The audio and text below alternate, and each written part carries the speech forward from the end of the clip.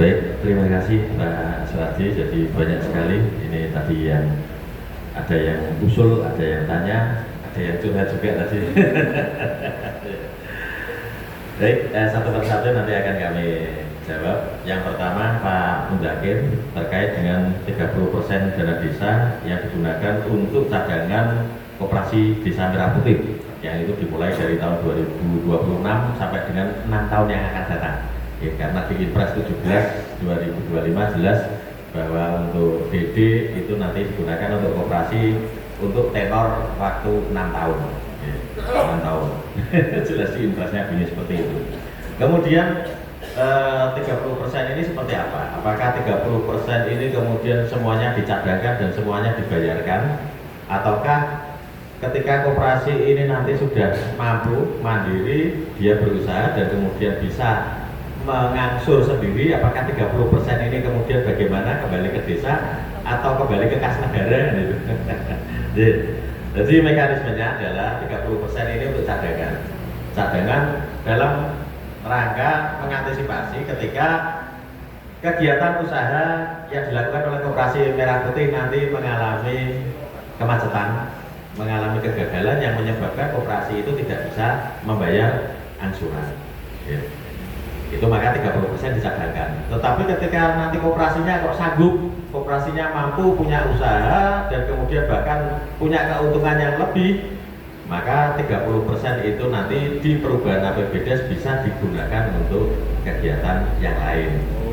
Ya, seperti itu. Jadi namanya dana cadangan itu kan, ya pemain sepak bola itu pemain cadangan kalau pemain intinya cedera kan main. Tapi pemain intinya tidak cedera ya berarti tidak main kan itu. Ya, seperti itu. Ya cedera atau tidak itu ya seperti itu tadi. Kalau koperasi itu tidak bisa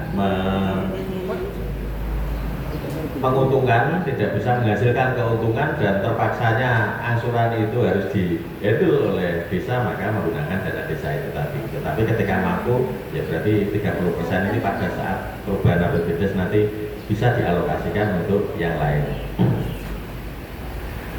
Kemudian terkait dengan PAW, BPD, ya, ini juga sama seperti desa-desa yang lain. Ya, saya tidak mau menyalahkan siapa-siapa, ya salah saya sendiri kan gitu. Mohon maaf karena kemarin-kemarin dengan banyaknya aktivitas, banyaknya kegiatan, saya sendiri kurang begitu concern terhadap urusan PAW. Yang kadang-kadang memang saya tanya ke Pak Tadin, PAW yang ini bagaimana, PAW yang bagaimana, tetapi itu hanya sekali dua kali. Untuk perjalanan yang berikutnya ya memang saya jarang tanya ke Pak Tadin. Ya saya mohon maaf, saya terima kasih sekali masukannya. Nanti setelah ini akan kami inventarisir BPD mana saja yang PAW-nya sudah sampai ke tempat kami tetapi belum diasman oleh Ibu Bupati. Ya. Jadi memang kesalahan kami adalah ketika kami sudah membuat rancangan SK Bupati, kemudian kami sampaikan kepada bagian hukum. Setelah itu selesai lah. Harusnya memang kami monitor terus, kita tanyakan gimana yang SK kemarin, apakah sudah naik ke Pak Sekda, apakah sudah naik ke Bupati, apakah sudah di Asman Bupati. Itu memang harusnya tugas kami untuk menanyakan itu, tetapi yang selama ini terjadi ketika kami membuat, setelah sampai sebagian hukum ya sudah, kami nunggu aja bagian hukum bergerak atau tidak tanpa kami melakukan cross check lagi. Ya, nanti ke depan kami akan perbaiki itu. Ya, mohon maaf, terima kasih atas masukannya. Kemudian dari Bu Siti Nur Afia, Desa Gebang, ini pertanyaan yang saya tunggu-tunggu, tapi saya takut dengan pertanyaan itu. Ya, karena terkait pengembalian kas desa yang sebelumnya ini masuk ke kas daerah, ini sudah pernah dijawab oleh Ibu Bupati saat ada kegiatan bersatu siaga di Desa Gebang. Saat itu Ibu Bupati menyampaikan bahwa untuk pengembalian dari RKUD ke RKD ini tidak bisa dilakukan karena tidak ada mekanisme yang mengatur itu. Tetapi nanti pengembaliannya dalam bentuk lain, yaitu bantuan keuangan kepada desa. Nah, terkait bantuan keuangan kepada desa, ini mungkin Bapak Ibu sekalian perlu kami sampaikan bahwa saat ini kami sedang menyusun perubahan Perda nomor 2 tahun 2021 tentang bantuan keuangan kepada desa. Sehingga Perda itu baru kita revisi, ini inisiatif dari DPRD. Nanti pasca perda itu kemudian nanti kami juga akan menyusun peraturan bupati ya. Dan Ibu Bupati juga kemarin sudah pernah bisik-bisik ke kami, Pak, penetapan ini ada enggak bantuan keuangan dari kabupaten yang dulu pernah ada BKK Dusun, dulu pernah ada waktu di eranya Pak Diko, apakah ini nanti mau dilanjutkan lagi? Ya, saya jawab bahwa di penetapan APBD kemarin belum ada Ibu, tetapi nanti setelah perdanya clear, perbuknya clear, berarti nanti perubahan APBD 2026 dengan adanya penambahan dana-dana option ya. Option itu pajak dari kendaraan itu kan biasanya munculnya di bulan-bulan Agustus, bulan-bulan September, itu nanti yang akan kita coba untuk menjadi bantuan keuangan kepada desa ya. Jadi untuk sementara ini belum ada solusi secara dalam waktu dekat, tetapi nanti insya Allah pas perubahan APBD 2026 ya. Kemudian terkait dengan juknis mutasi perangkat desa. Jadi pengisian perangkat desa di Kabupaten Kendal itu bisa dilakukan melalui dua cara ya. Ini Pergub 34 2023 dan Pergub 80 2016. Ada dua cara pengisian perangkat desa. Cara yang pertama adalah mengisi kekosongan perangkat desa, kekosongan ya. Kemudian yang kedua, mutasi antar jabatan. Nah, mutasi antar jabatan itu bagi perangkat desa, misalnya kok pada saat dulu SOTK pertama kali ditetapkan dengan adanya Perdes, kemudian setelah itu ada SK Kepala Desa untuk menempatkan perangkat-perangkat desa sesuai dengan jabatannya, tapi ternyata di kemudian hari ada sedikit merasa ada kekeliruan itu. Misalnya dulu bendahara desa itu tidak perlu ada komputer, tidak perlu ada laptop dan lain sebagainya, yang penting bisa tahu berapa pendapatan dan berapa pengeluaran, manual ditulis selesai. Tetapi yang namanya bendahara sekarang dengan adanya Siskaudes ya, dengan adanya aplikasi-aplikasi yang lain, maka bendahara sekarang memang diperlukan mereka yang masih muda ya, masih muda dan pinter IT. Nah, saat ini perangkat desa tinggalan dari periode-periode yang dulu itu masih bendahara desanya masih yang lama, yang usianya mungkin hampir purna. Nah, sehingga ini sedikit menghambat proses penyelenggaraan pemerintahan desa. Nah, solusinya bagaimana supaya ini bisa dilakukan mutasi antar perangkat desa? Nah, di Pergub 34 2023 dan juga Pergub 80 2016 bisa dilakukan mutasi antar jabatan itu dengan catatan apabila ada perangkat desa yang kosong. Nah, pertanyaannya adalah apakah SOTK-nya sekarang penuh atau masih ada yang kosong? Kalau masih ada yang kosong, maka bisa dilakukan mutasi. Caranya bagaimana? Berarti dilakukan uji kompetensi kepada perangkat desa yang akan ditempatkan di jabatan yang kosong itu tadi, apakah dia layak atau tidak, uji kelayakan. Yang melakukan siapa? Yang melakukan pihak ketiga ya, artinya nanti bisa menggunakan jasa pihak ketiga untuk melakukan uji kelayakan terhadap perangkat desa yang akan ditempatkan di jabatan yang kosong itu tadi. Setelah dia ditempatkan di situ, maka yang ditinggalkan dia kosong, ini bisa diisi dari yang lain ya, seperti itu terus. Yang penting ada uji kelayakan yang dilakukan oleh pihak ketiga. Tetapi ketika perangkat desanya penuh, nah ini berarti tidak bisa dilakukan mutasi antar perangkat kalau penuh. Nah, ini ada beberapa desa memang yang kemarin konsultasi ke kami, ya termasuk Pak Suwadi juga pernah konsultasi juga, Pak. Ini ada desa yang saat ini formasinya penuh. Ada Kades, ada Sekdes, KU-nya 3, Kasihnya 3, Kadusnya juga sudah sesuai dengan dusun-dusun yang ada. Nah, bagaimana kalau salah satu jabatan ini dihilangkan? Salah satu jabatan dihilangkan, desa punya dua keuntungan. Keuntungan yang pertama adalah desa bisa melakukan proses mutasi antar perangkat karena ada perubahan SOTK. Yang keuntungan kedua adalah ketika perangkat desa ini nanti berhenti, tidak perlu ada pengisian dan bengkoknya bisa menjadi pendapatan desa. Nah, kalau seperti itu tujuannya, oke, saya sepakat. Ya, berarti ada perubahan Perdes, perubahan SOTK, ada satu jabatan yang dikurangi, tetapi dengan catatan statusnya desa apa dulu itu harus dilihat. Ya, jangan asal merubah SOTK tanpa kita tahu status desa. Ya, status desa itu ada 3. Ada yang namanya desa swadaya, ada namanya desa swakarya, ada namanya desa swasembada. Desa swadaya itu berarti kasihnya harus 2, kaurnya harus 2, itu swadaya.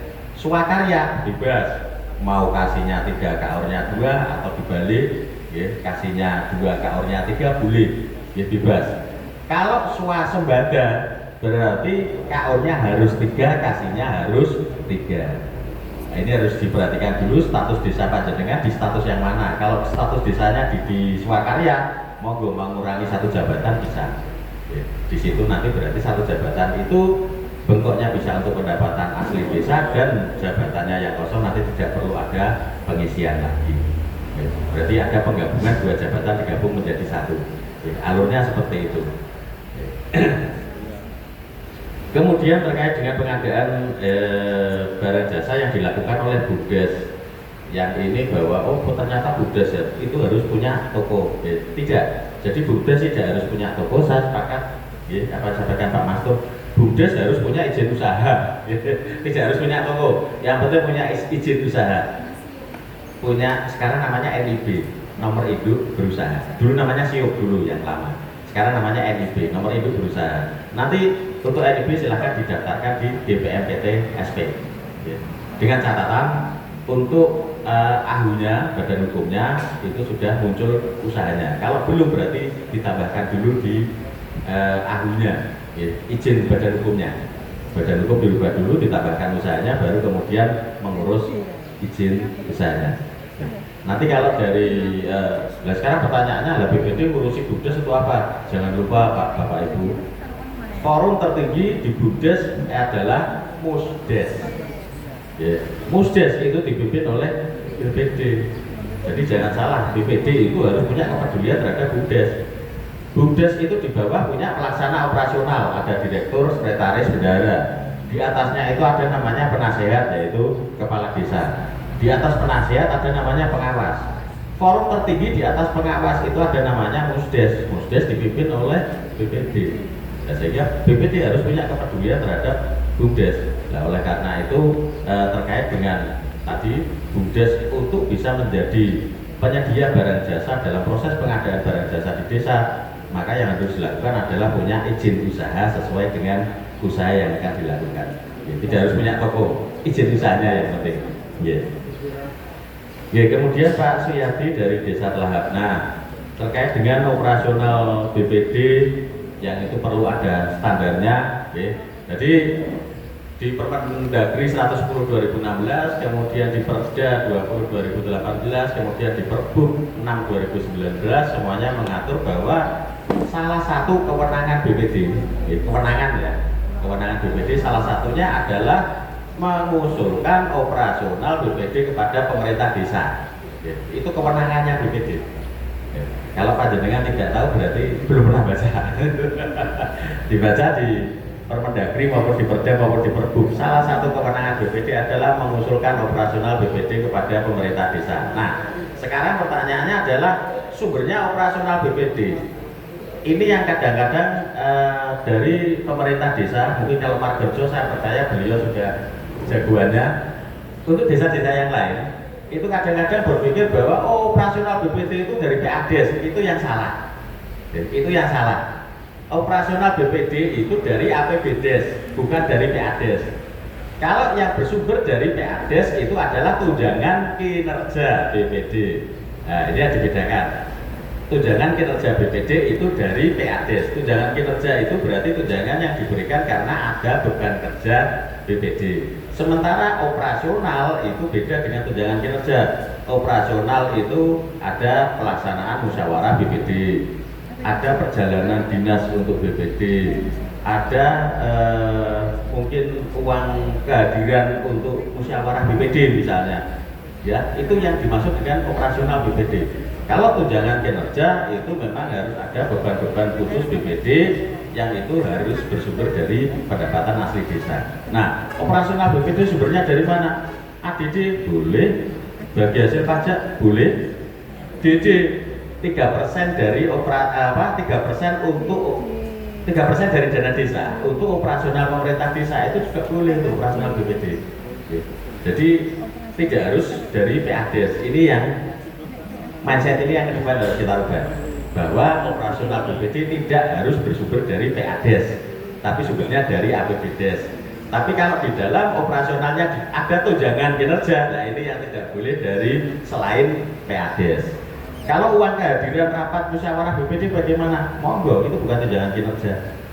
Tunjangan kinerja adalah tunjangan yang diperoleh karena ada beban-beban tambahan kepada BPD. Nah, ini sehingga nanti BPD membuat ini konsep rancangan tahun 2026 BPD mau apa saja sih? Oke, musyawarah BPD untuk menyusun rancangan peraturan desa ini, mau musyawarah BPD lagi untuk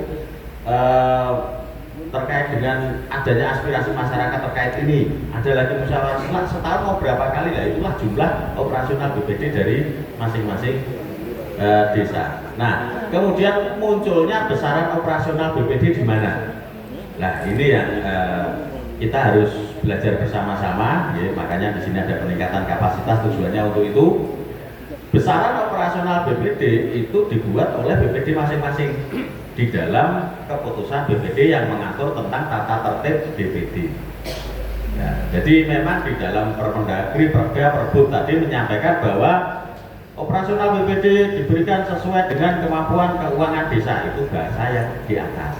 Nah, ketika BPD membuat SK BPD tentang tata tertib BPD, ya jangan disesuaikan dengan kemampuan keuangan, yaitu jebakan untuk jenengan. Berarti kalau dijawab oleh desa, oh enggak ada, nah, selesai. Tetapi di situ langsung aja munculkan bahwa operasional BPD diberikan minimal berapa persen dari APBDes, selesai. Di situ nanti ada kewajiban yang mengikat pemerintah desa harus memberikan kepada BPD. Enggak berapa persennya itu nanti kita bahas, dibahas sama Pak Guyuban BPD supaya seragam semuanya. Pak jenengan punya wadah kan Pak Guyuban, dan supaya nanti antara Pak BPD di Kecamatan Cepiring, Kangkung dan Jeglek operasionalnya kan seperti itu yang diharapkan. Nah, nanti kami tugasnya adalah membuatkan format SK BPD tentang tata tertib. Nah, isinya kami titik-titik dibahas bersama Pak Guyuban BPD seperti ini. Ya, setuju betul? Nah, seperti itu supaya supaya nanti besarannya jelas antara satu desa dengan desa lain, itu tidak terlalu selisihnya tidak terlalu jauh. Ya, ada unsur keadilan di situ. Pak Reksa juga setuju, Pak. Pak Reksa sebenarnya setuju. Oh, Pak Reksa setuju. Ya. Kemudian dari Kecamatan Ringenarum, Pak Herudin, terkait banyaknya permasalahan, ada kurangnya koordinasi komunikasi, perbedaan pendapat maupun konflik kepentingan, transparansi kurang, kemudian akuntabilitas dan lain sebagainya. Nah, di sini Bapak Ibu sekalian, nanti untuk ke depan kita berharap bahwa BPD ini tidak menunggu, tidak pasif, tetapi BPD ini proaktif. Kadang-kadang banyak yang mengeluh juga teman-teman BPD ke saya, Pak, saya kok tidak pernah dijawil sama Pak Lurah, saya tidak pernah dijai rapat sama Pak Lurah, saya tidak pernah diperhatikan oleh Pak Lurah. Nah, pertanyaannya saya balik, apakah harus BPD menunggu dijawil, apakah harus BPD menunggu diajak rapat, apakah BPD harus menunggu diperhatikan? Tidak. Justru BPD sekarang yang harus ngajak rapat kepala desa, BPD yang memanggil kepala desa, BPD yang jawil kepala desa. Nah, cuman ketika BPD ngajak rapat, BPD jawil, BPD itu harus ada bahannya, ya. Jangan hanya ngundang saja, Pak Lurah datang, ya Pak, BPD saya diundang untuk apa? Bopo ya, harus ada bahannya, materinya. Minimal jenengan punya rancangan peraturan desa yang akan dibahas. Nah, itu minimal seperti itu. Atau paling tidak jenengan membawa aspirasi-aspirasi masyarakat yang belum terrealisasi. Minimal jenengan bawa RPJMDes yang belum terlaksana, itu bahan ketika jenengan memanggil kepala desa ataupun perangkat desa. Nah, untuk itu nanti kami Pak Tadin juga kemarin sudah berupaya menginventarisasi perdes-perdes apa yang merupakan amanah dari undang-undang, dari PP, dari Permendagri, dari Permendes, dari Perda, dari Perbuk yang belum ada di desa. Kalau saya hitung 10 itu lebih amanah dari aturan-aturan yang harus ditindaklanjuti dengan perdes. Tetapi yang saat ini sudah dilakukan oleh desa itu baru perdes RPJMdes, perdes RKPdes, dan perdes APBdes. Yang lainnya ya ada yang sudah, ada yang belum. Saya terima kasih tadi dari Weleri tadi yang sudah berinisiatif untuk membuat perdes tentang tali asih. Tetapi yang lainnya juga banyak terkait dengan musyawarah desa misalnya. Musyawarah desa, apakah desa sudah pernah membuat perdes tata tertib musyawarah desa? Saya yakin belum ada. Apakah musdes sudah dilaksanakan sesuai ketentuan yang berlaku? Apa saja ketentuannya? Tempat pelaksanaan musdes itu harus di desa, tidak boleh dilakukan di luar desa. Ada beberapa desa yang kemarin mengharapkan kami hadir pada saat pelaksanaan musdes itu tidak di desa setempat. Nah, ini yang kemudian saya sampaikan kepada desa, Pak, ini bukan musdes. Kalau jenengan nganggap ini pramusdes, monggo, tapi harus diulang lagi musdesnya di desa setempat. Tidak harus di balai desa. Bisa di warung kopi boleh, tapi di desa setempat. Ya. Di rumah makan boleh, tapi di desa setempat. Di rumah warga boleh, tapi harus di desa setempat. Ya. Jangan mengadakan musdes di Bandungan misalnya, itu tidak boleh. Ya. Jadi kalau itu dianggap sebagai pramusdes, monggo, tetapi harus ada musdes yang diselenggarakan di desa setempat. Kemudian waktu penyelenggaraan musdes tidak boleh dilakukan di hari libur, tanggal merah tidak boleh. Kalau mau pagi, mau sore, mau malam, monggo. Tapi hari libur, hari besar nasional, hari besar keagamaan tidak boleh. Nah, ini mungkin juga sebagian sudah ada yang tahu, sebagian juga belum ada yang tahu. Kemudian BPD itu membentuk panitia dulu sebelum ada musdes. Ketuanya adalah sekretaris BPD, anggotanya bisa perangkat desa, bisa lembaga desa, bisa tokoh masyarakat atau unsur masyarakat yang lain. Yang tugasnya adalah menentukan tempatnya, waktunya, dan pesertanya. Ya, makanya ini juga nyambung tadi yang disampaikan oleh Pak Khairuddin. Kurangnya partisipasi masyarakat. Nah, sebenarnya kalau musdes itu dilaksanakan sesuai dengan ketentuan yang ada, maka siapa yang mau hadir di musdes ini harus diinventarisir. Misalnya musdes berkaitan dengan apa? Berarti siapa yang harus hadir di situ? Diinventarisir. Maka dari hasil inventarisir itulah BPD mengundang unsur-unsur yang memang sudah ditentukan pada saat rapat internal panitia pelaksana musdes. Nah, makanya di sini kemudian untuk meminimalisir ada masyarakat yang tidak diundang di musdes, ya, untuk meminimalisir itu. Ya.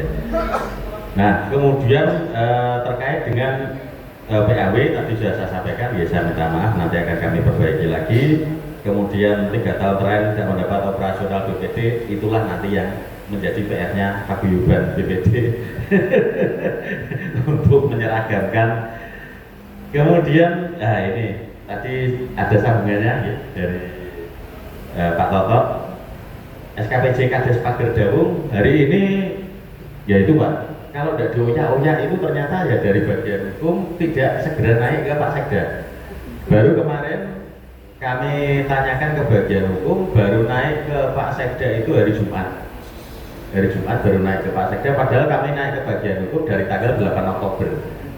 Baru naik ke Pak Sekda. Ya insya Allah minggu depan kami monitor lagi, mudah-mudahan bisa turun. Tetapi gini, Bapak Ibu sekalian, ketika kita ya ini seperti kejadian yang ada di Pager Dawung, saya yakin mungkin ada juga di tempat-tempat lain, Gebang juga sama, yang masih dijabat oleh PJ-PJ itu. Nah, ketika ada kejadian kepala desa kosong, kemudian tidak segera diusulkan PJ-nya atau mungkin PJ-nya sudah diusulkan tetapi belum ada pengesahan, belum ada tanda tangan dari bupati. Pertanyaannya, apakah kemudian aktivitas pemerintah desa itu berhenti? Nah, aktivitas desa tidak berhenti. Ada yang namanya pelaksana harian, ya, pelaksana tugas harian kepala desa itu yang secara otomatis dijabat oleh sekretaris desa. Kemudian pertanyaannya, PLH apakah boleh menandatangani keuangan, menandatangani SPJ, mengajukan dana desa dan sebagainya? Boleh, ya, bisa. Ya, jadi seperti yang ada di Pakir Dawung, kemudian kok PJ-nya belum turun-turun, ini nanti akan menghambat pencairan dan lain sebagainya. Ketika SKPJ itu belum turun dan memang mendesak sekali untuk segera dilakukan pencairan ataupun pelaksanaan kegiatan-kegiatan, maka PLH sekretaris desa yang menjabat sebagai PLH ini bisa menggantikan tugas dan kewenangan seorang kepala desa definitif.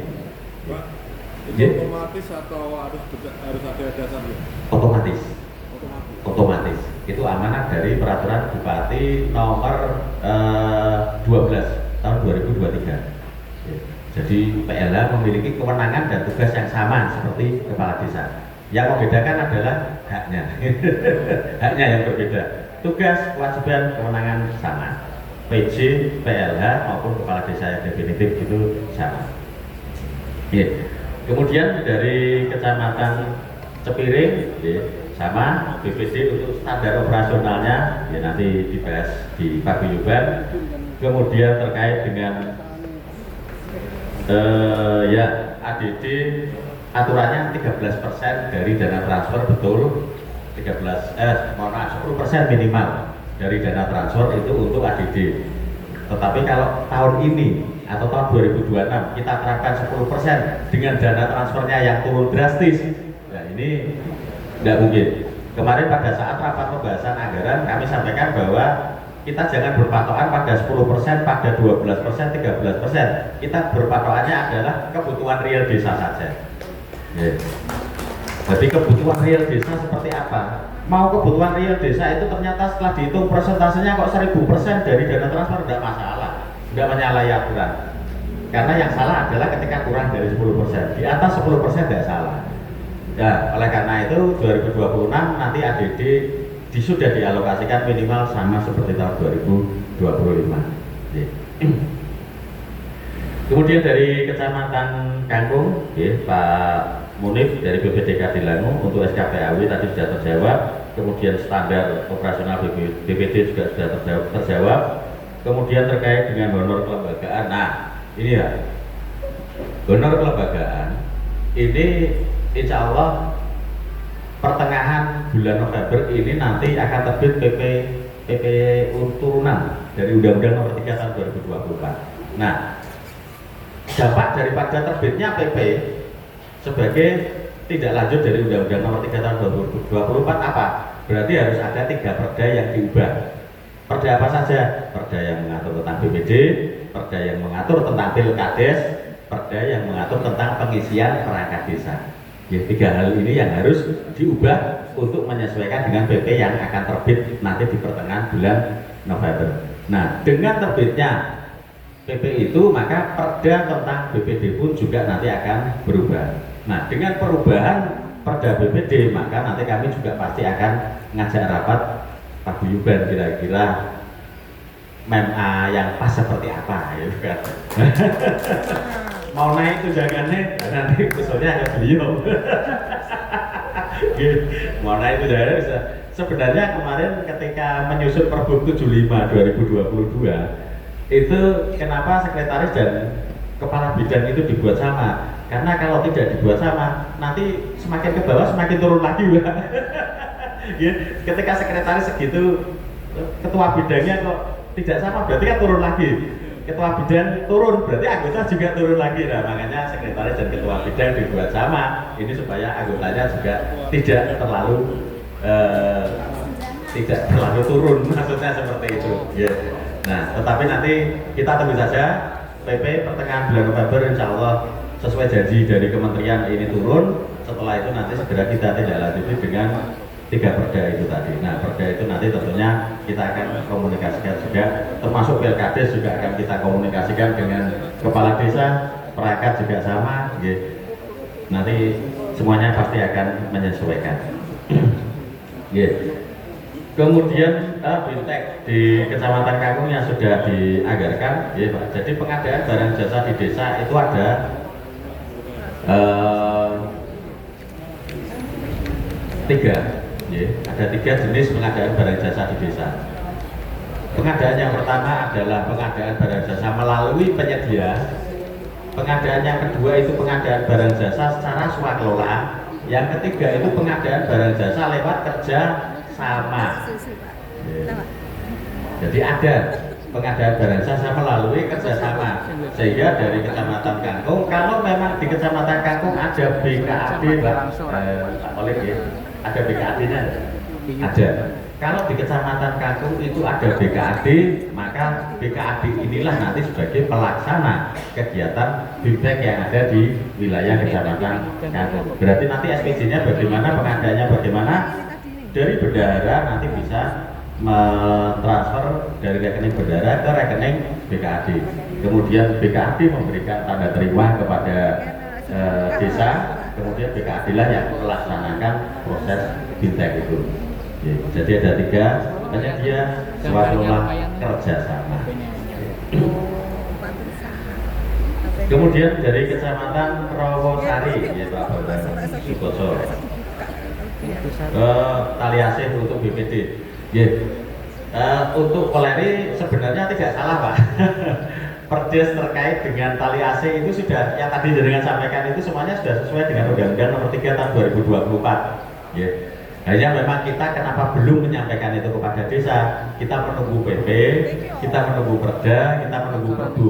Tapi turunnya PP, Perda dan Perbu untuk tali AC sudah sesuai sama Perdes yang ada di desa Sagung. Ya Weleri, ya bisa Weleri. Betul. Memang di Undang-Undang 3 2024 tali AC atau tunjangan untuk purna tugas bagi BPD itu diberikan selama 1 tahun. Itu sudah tertuang di situ, betul. Jadi apa yang dilakukan sudah betul, tetapi kami belum menyampaikan karena belum ada PP-nya, belum ada perjanjiannya, belum ada perbedaan. Tapi kalaupun itu nanti ada ya nggak beda dengan perdes yang sudah dibuat oleh teman-teman yang ada di desa Weleri. Hebat ya, belum ada pertanyaan sudah buat dan benar itu nggak salah.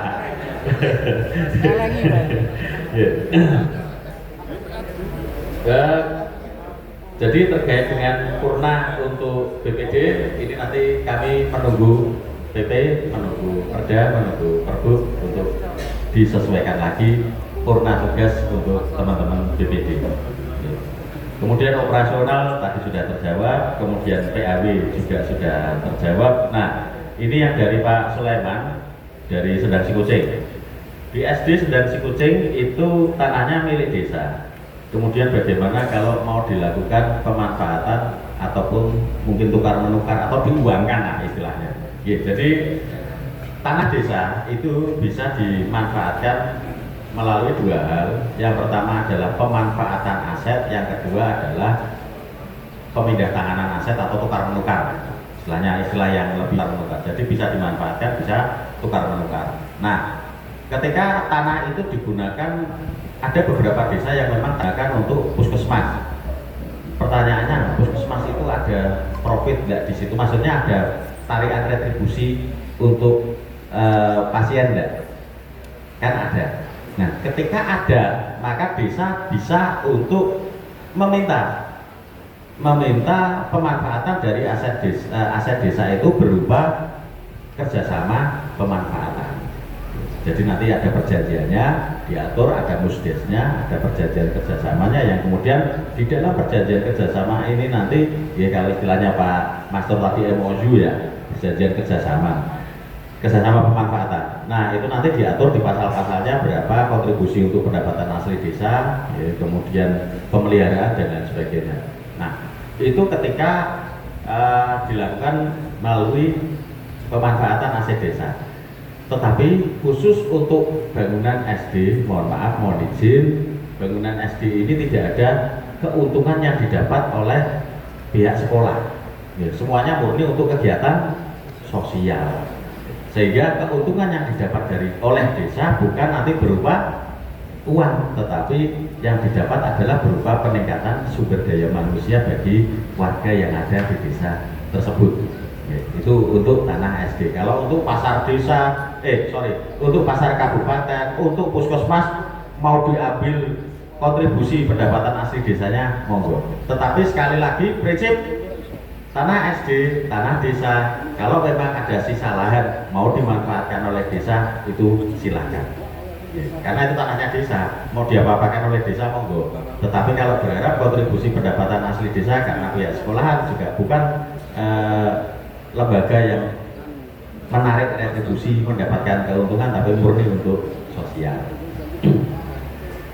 Kemudian dari Kecamatan Meleri, Pak Farudin, ya. Ini tali asing tadi sudah terjawab, kita menunggu terkait dengan PP, Perda dan Pergub. Kemudian kalau usul paguyuban seragamnya nanti Pak Gianto yang menanggapi. Kemudian dari BPD Penaruban, ya, jalan kabupaten yang melewati rel kereta api ini sering terjadi kecelakaan. Kemarin sudah dimusyawarahkan bersama di Masdes, Dinas Perhubungan, Kecamatan sudah ikut. Ya, nanti kami tidak lanjuti lagi untuk bangunan palang pintu kereta apinya, kemudian petugas yang jaga itu kemarin sih sudah disepakati, Perhubungan juga siap untuk menyediakan personelnya. Ya, nanti kami keluarkan lagi, Pak. Terima kasih untuk masukannya. Kemudian terkait dengan PAD-nya kecil, kemudian ada pamsimas yang tidak jelas pertanggungjawabannya, kemudian ada pemancingan yang mangkrak. Pemancingannya dikelola BUMDes, Pak. Tidak dikelola BUMDes, belum ada BUMDesnya, tapi dana desanya untuk pemancingan, berarti dikelola oleh kelompok masyarakat Karang Taruna. Oh, pemerintah desa sendiri yang menyelenggarakan. Oh,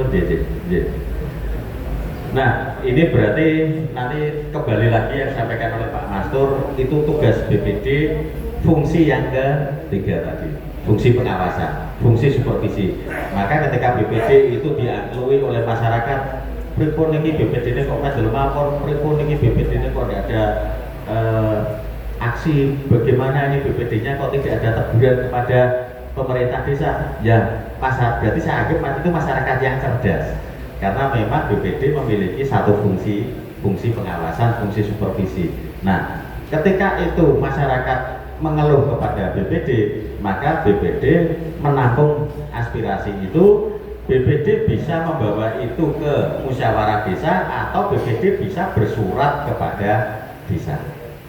Jadi ada dua tindakan yang dilakukan oleh BPD adalah melakukan tindak lanjut secara tertulis, bisa dilakukan secara lisan. Lisan itu berarti menyelenggarakan musyawarah BPD atau musyawarah desa, sementara tertulis BPD membuat surat kepada kepala desa untuk dijawab. Bisa dilakukan dua hal. Berarti disitulah BPD sudah melaksanakan fungsi pengawasan, sehingga nanti ke depan BPD tidak lagi disalah-salahkan oleh warga. Ya, Pak, BPD kok mandel mawon? Boten mandel mawon. Niki kula sampun damel surat kepada kepala desa. Boten BPD boten mandel mawon. Mengke tanggal sak menten BPD akan melaksanakan musdes. Ya, jadi itulah tindak lanjut yang bisa dilakukan oleh BPD. Termasuk tadi ada warganya yang balai desa, depan balai desa digunakan untuk ya hal-hal yang negatif, itu juga bisa dibawa ke ranah musdes, bisa juga BPD bersurat kepada kepala desa, sehingga di situ BPD tidak lagi disalahkan oleh masyarakatnya. Kemudian Pak Pujianto ya, dari BPD Sambung Sari, sampai dengan hari ini ada bengkok-bengkok kades yang dikuasai oleh seseorang, dan di situ wacananya akan disertifikatkan. Itu sudah pernah ada tukar menukar dulunya? Belum pernah ada tukar menukar?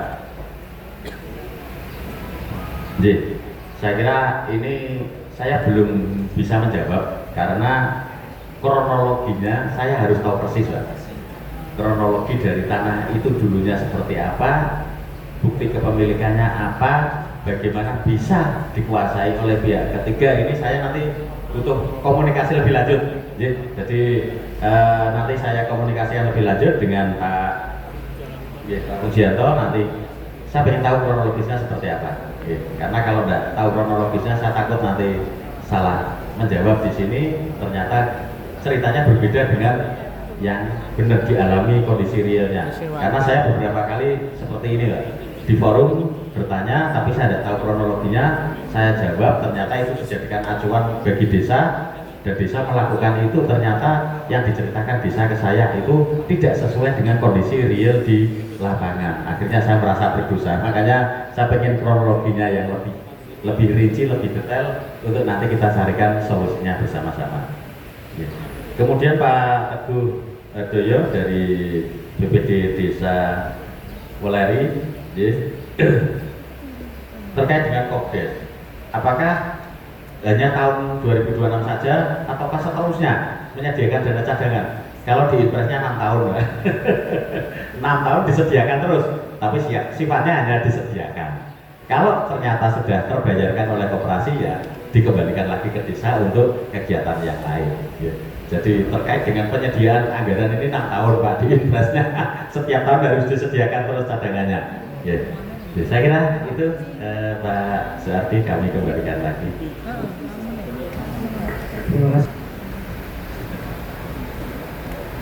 Terima kasih Pak Sekjen. Banyak ya, ternyata langsung pada yang pihak berkepentingan bisa tersampaikan oleh saudara-saudara saya, khususnya di daerah Weleri, Gemuk, Jepering dan seterusnya ini sudah terjawab. Seandainya nanti ada yang belum terjawab, bisa disampaikan via Pak Yuban atau bagaimana, silahkan kita bantu. Ada satu pertanyaan mungkin yang tadi saya menutup memberi pernyataan akhir. Ada usulan nanti tentang seragam ya. Ya, seragam. Sebetulnya keinginan saya begitu dilantik jadi BPD, di sana sudah terfasilitasi ada BPH, ada PSR, PSL atau pakaian sipil lengkap itu. Semua difasilitasi, inginnya seperti itu. Cuma persoalannya uangnya dari mana? Itu dari DPRD biasanya begitu selesai suruh ukur ke sana, pakaian sudah siap, ini sudah siap. Dan mudah-mudahan ke depan BPD begitu ya Pak, setuju ya? Oke, saya tetap merespon positif, jadi tidak ada salahnya teman-teman ada keseragaman. Nanti kita bahas di paguyuban. Seragam itu ya sifatnya yang layak dipakai, bagus atau berbentuk daerah atau apa. Nanti kita disediakan lintas ketua ya, lintas ketua. Jadi satu kabupaten sama. Ya saya setuju, saya tampung itu aspirasinya dan kita tidak naruh-naruh di sini. Ada yang pakai itu lagi naruh, yang keren-keren ini, ada yang batik, ada semuanya. Tetapi rata-rata teman-teman setiap kecamatan sudah punya, cuma beda-beda. Terus betul ya tidak punya. Termasuk tadi saya setuju apa yang disampaikan dari beliau Pak Kadis, mohon untuk sekitar tanah. Tidak hanya bukan sekitar persoalan pertanahan tidak diskusikan. Bahkan di paguyuban pun kita memberikan advokasi persoalan di wilayah jenengan. Tidak hanya sebatas urusan di desa, di antar desa, antar pemerintah, tetapi kita memberikan gambaran ketika teman-teman itu menghadapi ada warga yang bingung masalah baik itu waris, sekitar tanah, itu banyak sekali itu. Kita siap mengadvokasi, memberikan pendapat atau konsultasi hukum yang ada di desa masing-masing. Termasuk kemarin saya dari Ringan Pak Tim yang selalu WA saya. Dia bertanya begini, Pak, itu ada penggantian sistem Pak, milik perangkat. Terus, tapi itu oleh kadesnya diberikan ke perangkat. Pak mohon pendapat saya begini, Pak mohon untuk ditinjau kembali. Itu kan tanah dari desa yang diberikan untuk apa? Untuk yang pejabat. Jangan diberikan sebagai kesejahteraan. Tapi kembalikan lagi untuk pengadaan atau bagaimana yang aset itu nanti bisa digunakan oleh perangkat yang ada atau yang ada. Kalau dengan kurang mantap silahkan koordinasi ke APH. Kalau saya baik ke dinas, kalau sama pendapatnya sampai sama, jadi ditarik kembali dulu. Ditarik kembali uang yang sudah diberikan 700 juta lumayan kan? dikembalikan lagi, yang kemarin udah dibagi lumayan, bisa beli mobil Pak Zero kan. Oleh BPD serahkan oleh aset desa. Nah, hal semacam ini kan penting, kita pengetahuan itu penting. Jadi jangan sampai di dalam pelaksanaan tugas dengan sebagai orang yang ditokohkan, yang seolah-olah itu mengerti semua masalah, itu kalau nggak ngerti itu dikonsultasikan.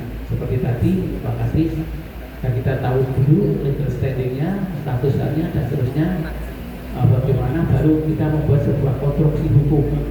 Konstruksi hukum itu adalah bagaimana ketika ada sebuah case itu harus diselesaikan.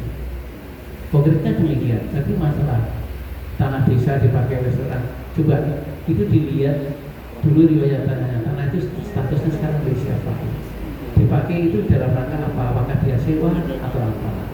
Tentunya tidak mudah untuk istilahnya pengalihan hak dari aset desa ke perorangan, itu tidak mudah, ada sebuah proses. Tanah negara aja yang ada, misalnya dinaikkan statusnya menjadi pribadi, itu juga ada sebuah prosedur. Nah, inilah teman-teman ada untuk memahami tentang sebuah prosedur hukum. Demikian mungkin dari saya berharap teman-teman terus meningkatkan kapasitasnya, terjadi sinergi di desa yang nantinya adalah keharmonisan. Satu hal yang menjadi PR kita di Paguyuban agar ada sebuah keseragaman, khususnya minimal tentang operasional. Saya juga agak sedih ketika ada desa yang tidak ada operasional. Logikanya sangat tidak masuk, tidak rasional ketika orang diberi wewenang, diberi tugas, tanggung jawab, tetapi untuk jalannya itu tidak ada support sistemnya. Bagaimana dengan akan melakukan tindakan perbuatan hukum ketika itu tidak ada fasilitasnya? Sementara di desa itu ada keuangannya, berbeda dengan dulu ketika itu tidak ada sama sekali. Kita mengabdi orang pikir awal.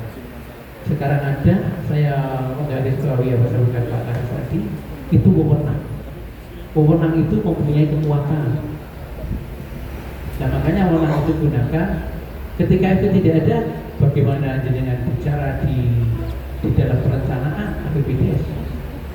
Waktu itu kewenangan dengan untuk melakukan pengesahan dan seterusnya, sementara ruang lingkup wewenang Anda itu tidak digunakan. Nah, ini untuk kedepannya harus ada, Pak. Harus ada. Bagaimana mengadakan rapat, bagaimana mengadakan kegiatan ATK dan seterusnya ketika orang duit. Memang jadinya honor itu, tunjangan itu bukan untuk beli itu, bukan, tetapi dialokasikan dari dana operasional. Insya Allah apa yang menjadi PR kami akan menjadi payung hukum. Nanti akan kita bahas dengan Pak Guyuban Kades, dengan Pak Kadis dan seterusnya, agar ada sebuah kesamaan, keseragaman di seluruh kabupaten.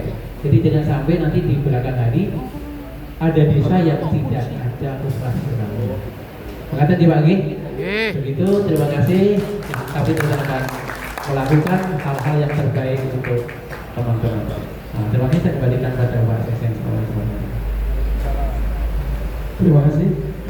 Beberapa hal yang saya catat. Yang pertama, revitalisasi di BPD supaya melihat kalender kegiatan BPD. Jadi kalau bulan ini sampai Desember kita saatnya nanti menelemi, bahasa saya itu mencermati raperdes APBDes. Nah, di raperdes APBDes itu apakah panjenengan sudah mengusulkan biaya operasional? Itu penting karena tadi yang muncul banyak dari biaya operasional. Kemudian dari biaya operasional ini akan berusaha bukan standarisasi, tetapi mungkin poin-poin yang dibolehkan, bahwa biaya operasional itu meliputi satu, rapat makan minum, kemudian uang hadir, kemudian ATK, kemudian ada pengawasan APBD dan sebagainya. Itu seperti itu nantinya.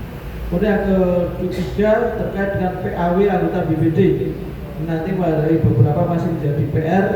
Nanti baik dari Bapak Ibu Camat maupun Pak Kadis Permasdes tetap akan menindaklanjuti dari usulan-usulan maupun masalah yang ada di desa ini. Yang ketiga, tali asih anggota BPD yang purna.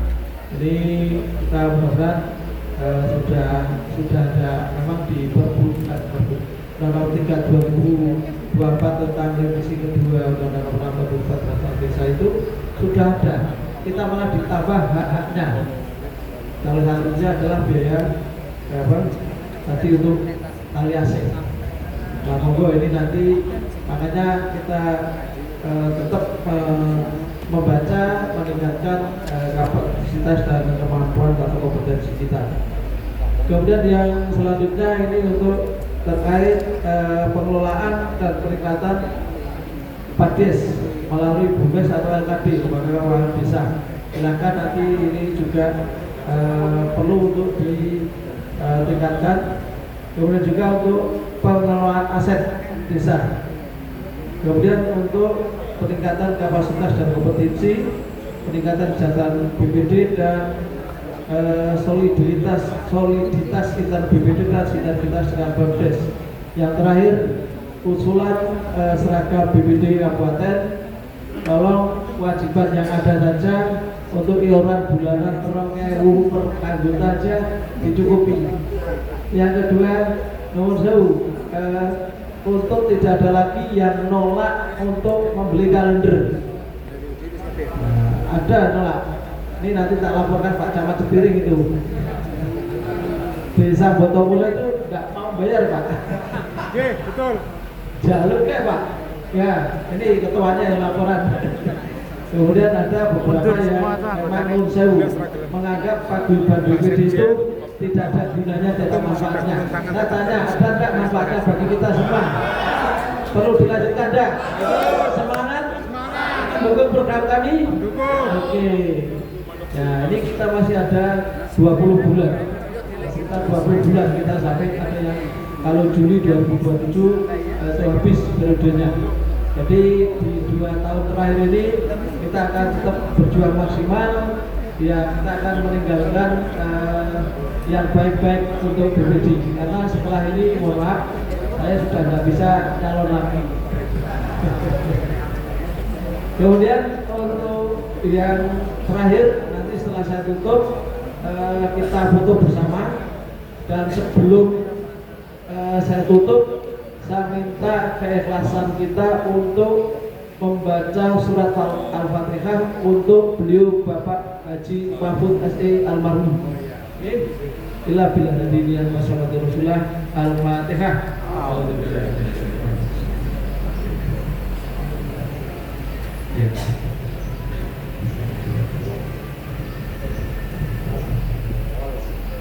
Sekian, terima kasih. Beri doa kepada almarhum Pak Mahfud di maupun segala dosanya, diterima ibadahnya dan dapat dan dikeluarkan sebagai penyakit dan husnul khotimah. Tenggelam, mohon maaf segala kekurangan. Setelah ini, sekali lagi foto